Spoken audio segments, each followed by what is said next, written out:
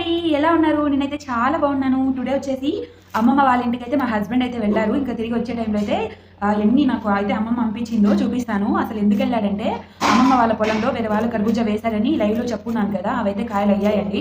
ఇప్పుడు ఆ కాయలన్నీ కూడా కోసారు. ఇంకా మాకు కూడా కొన్ని ఇచ్చారు. వాటిలో కొన్ని అమ్మమ్మ మనకైతే పంపించింది. వాటితో పాటు సొద్దకంకిలు, ఇంకా దగ్గరలో వినాయక చవితి ఉంది కదా! ఇవైతే చిన్నప్పుడు మేము కాల్చుకొని చక్కెరేసుకొని తినేవాళ్ళము. చాలా బావుంటాయి. ఇంకా వీటిలతో పాటు కొన్ని ఇంట్లో కాసిన ఫ్రెష్ దొండకాయలనమాట. ఇవైతే కొన్నవి కావు. ఇంట్లో ఫ్రెష్ కాసిన కాయలు చాలా బావుంటాయి. లోపలైతే కాయ కూడా టేస్ట్ అయితే చాలా బావుంటుందండి. ఇంకా మా పాలకు పిన్ని కోవిడ్ నుంచి వచ్చింది. పిన్ని కొన్ని చాక్లెట్లు ఇస్తే అది కూడా నాకైతే ఇచ్చిందనమాట.